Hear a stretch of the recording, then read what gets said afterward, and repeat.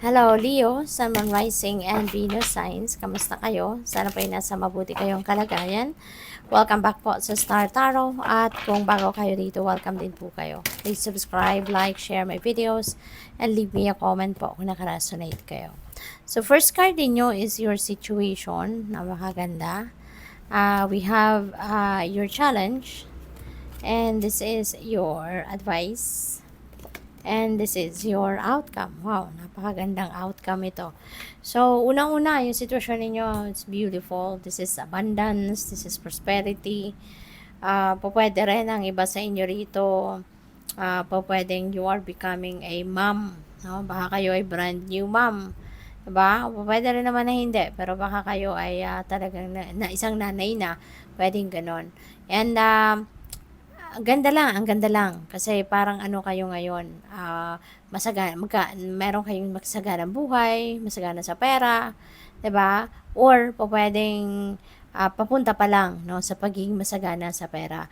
Kasi maaring marami kayong ideas no na pagkakaperahan, marami kayong naiisip sa ngayon, baka meron kayong kunyari parang light bulb moment, 'di ba? Na baka may naisip kayong negosyo, meron kayong naisip na quick money, 'di ba?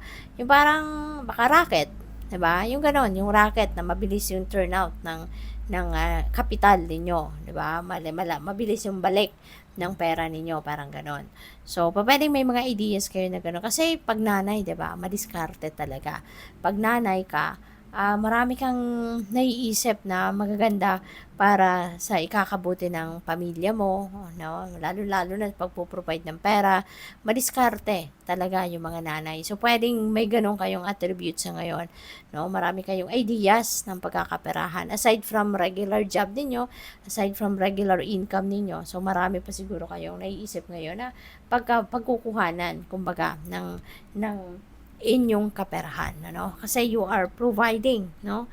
Tumutulong kayo sa house, sa tawag dito sa haligi ng tahanan, ano? Tumutulong kayo sa person niyo na makapag-provide para sa inyong pamilya.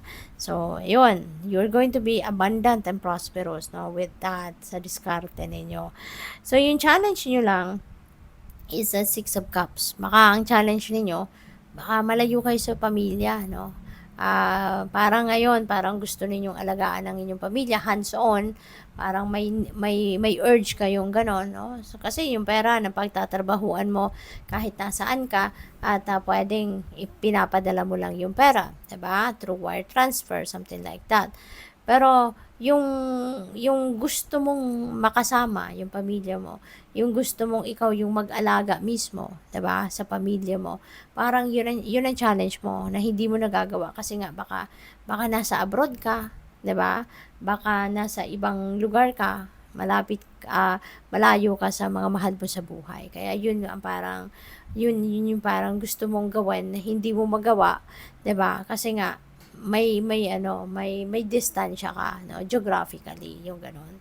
So, yung advice din sa'yo, Five of Wands. Ayan. So, yung advice sa inyo rito, pwedeng nagkakaroon kayo ng gulo, no, sa isip ngayon. Kasi, baka you are, di ba, ano mo gusto mo makasama yung pamilya mo, gusto mong pagsilbihan sila, asikasuhin sila ng personal, no, gusto mong i-provide sa kanila yung pagpapakita mo ng pag-aasikaso, pagmamahal mo sa kanila na hands-on, mga alagaan yung pamilya mo. Pero, baka ma-compromise yung the amount of money na kinikita mo, 'di ba? So, maaaring 'yun ang naguguluhan kayo. 'Yun ang iniisip ninyo sa ngayon. Gusto kong makasama sila, gusto kong alagaan sila ng personal, 'di ba? To be with them, no, to show my love for them, no, na hands-on mga alagaan. Pero paano naman ang monetary aspect, 'di ba? Pwedeng magkaroon pa rin kayo ng trabaho, nakasama sila, pero hindi gano'n kalaki, lalo-lalo na kung nasa abroad kayo, 'di ba? Or kung nasaan man kayo sa ngayon. So, baka yun ang pinoproblema din ninyo, no? So, yung pag-isipan ninyo mabuti kasi lahat naman ng problema may solusyon, hindi ba? Lahat ng kaguluhan sa isipan natin, malilinawan din yan. So, pag-isipan ninyo mabuti, follow your intuition, magdasal kayo, ask for enlightenment and guidance from the divine. No? Kasi for sure, mapoprovidean kayo ng linaw, no? Sa isip ninyo. And that 10 of Cups, yung outcome ninyo, which is happy family. Diba? This is happy family, there is contentment, there is fulfillment. So, pwedeng may iisipan ninyo kung ano yung, kung kunyari gusto ninyo talagang makasama ang pamilya mo, maaaring mangyayari yan. Maaaring along the way, mapagdidiskartehan mo yan, mapag-uusapan mo yan at ang person ninyo, ng inyong buong pamilya, and you will end up with a happy family. Diba? 10 of Cups, no? This is happy family, domestic bliss, there is contentment within the family, yung needs ninyo, yung wants ninyo, ng inyong pamilya, mapoprovide mo yan, ma-experience ninyo yan, makukuha ninyo yan, no? Kaya, you will end up having a happy family. So, yun, pag-usapan, no? Pag-usapan, pagdiskartehan, at may experience mo yan, makakasama mo ang inyong pamilya eventually. So, kuha tayo ng clarifiers, ayan. So, we have 7 of Pentacles, no? Magtatagumpay ka, okay? Magtatagumpay ka. Maaaring hindi pa ngayon, no, yung kunyari, yung big time talagang tagumpay na inaasam ninyo, maaaring hindi pa ngayon, pero at least, no, yung hard work na ginagawa ninyo, unti-unti, no, makukuha mo na. Unti-unti, mararanasan mo na or mararamdaman mo na, kumbaga, no, unti-unti mararamdaman mo na yung bunga ng inyong pagsisikap rito. Okay? So, tingnan natin. So, 6 of Cups, we have 5 of Wands. Ayan. So, magulo, no? Magulo talaga sa isip ninyo, Leo. So, baka hindi ninyo kinakausap yung ano ninyo, yung pamilya ninyo, baka hindi ninyo nakakausap yung person ninyo. So, no, usapang ano to usapang pamilya to. So, iparating mo din, no, sa mga taong kailangan makarinig ng inyong concern. Huwag mong sarilinin, okay?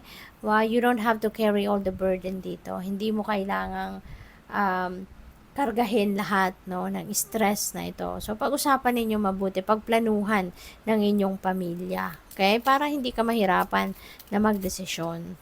So, with the 5 of Wands, we have 7 of Swords. Ayan. So, this is a warning din para sa'yo.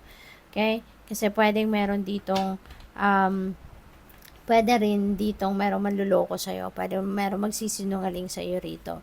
So, maging pakinggan mo, no? Importante dito, pakinggan mo yung inyong intuition. Kasi yung intuition, hindi yan sa'yo magsisinungaling. Yung intuition, hindi kanyan lulukohin. It will guide you towards the right path. You know, it will guide you towards the right decision. Okay? So, kaya, kasi pwede rito, no, na pwede yung kinakausap mo, yung person mo kunyari, or mga anak mo kunyari, di ba? Baka, di ba, baka nagsisinungaling din sila sa'yo. Di ba? Pwedeng ganun. Na pwedeng sabihin nila na okay lang kami kahit hindi. Di ba? No, na magiging okay lang kami kahit sama-sama tayo dito, okay lang kami. Pero maaaring sa pakiramdam nila, hindi yun ang totoo. Diba? Baka sa pakiramdam nila, okay lang sa kanila na nasa abroad ka or nasa malayo ka. Diba? Or po pwedeng sabihin nila sa iyo, no, okay lang kami na nandito ka, no, na magkasya tayo sa kung ano lang yung kinikita ninyo. Diba? Yung mga ganon. So, kailangan din na gamitin mo yung inyong sarili mong pakiramdam. Diba? Kasi maaaring malalaki na din ang mga anak mo or malalaki na din yung mga sinusuportahan mo at kaya na din nila yung mga sarili nila. Diba? Maybe they don't need your money. Diba? Na kung anong dati mo sinusuporta sa kanila, baka meron na din silang mga sariling kita, 'di ba? Na baka hindi lang sinasabi sa iyo. So, pwedeng ganoon. So, pag-isipan mo mabuti, balansehin mo ang lahat at importante dito makikinig ka sa iyong intuition kasi it will always divine guidance yan no, yung ating intuition, gabay yan sa ating galing sa universe. Kaya maging ano ka, maging lalo-lalo na kung isa kang nanay, no? Yung instinct ng nanay iba, 'di ba? Malakas, kaya gamitin mo 'yan to your advantage, okay? Makiramdam ka, no? Gamitin mo yung inyong lakas ng inyong radar. So, with the Ten of Cups, we have Page of Pentacles. Ayan. So, magsisimula ka dito ng bagong ganap. So, meron ako napipick up dito na kung kunyari, nasa malayong lugar talaga kayo, malayo kayo sa pamilya, pwedeng ang iba sa inyo talaga magdedesisyon na uuwi na, no? At baka dito na kayo magnenegosyo, kasama ng inyong pamilya, magsisimula kayo ng bagong career dito, no, nakasama ang inyong pamilya, or baka magsisimula kayo ng bagong negosyo kasi mas gusto mo talaga makasama ang inyong pamilya, no? So, congrats and good luck sa iyo. Transformation, ayan, magbabago, no? Magbabago ang inyong sitwasyon, pwedeng magbabago talaga ng ang tawag dito, magta-transform ang buhay mo sa ngayon, no? Baka magdedesisyon ka talaga na iwanan, no, ang inyong trabaho sa kung nasaan ka man, kung malayo man, baka kayo ay magnenegosyo na talaga, gusto mo na makasama ang inyong pamilya, dito ka na maghahanap buhay, dito ka na magtatrabaho, mag-start ng bagong career, you know, yung ganon. So, good luck sa'yo. Hidden depths. Ayan, so something hidden is about to come to light, perhaps a secret or a memory at the back of your mind. When we expose what's hidden, we can become free. At ito yung ibibigay mo sa sarili mo, no? Gusto mo nang palayain ang inyong sarili dito sa sikretong ito o dito sa kung ano man ang tinatago ninyo, no? Baka sikreto itong hawak ninyo at ito i-divulge mo na, ipapaalam mo na sa mga taong dapat makaalam, no, ng inyong sekreto. So, pwedeng ganon. And that is going to set you free. Magiging masaya ka. Magiging maluwag na ang inyong pakiramdam sa gagawin mong ito. So, good luck. Love partnership. Ayan, baka magfo-focus na kayo ngayon sa inyong relationship din, 'di ba?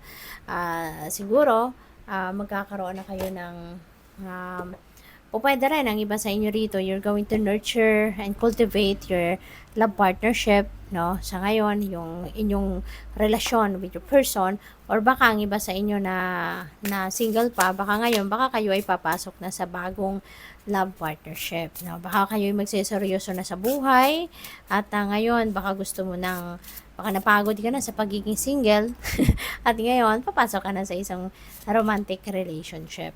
So, we have Archangel Michael. Ayan, Michael provides protection and strength. Kaya, huwag kayong matakot, no? Huwag kayong matakot. Do not be afraid, no?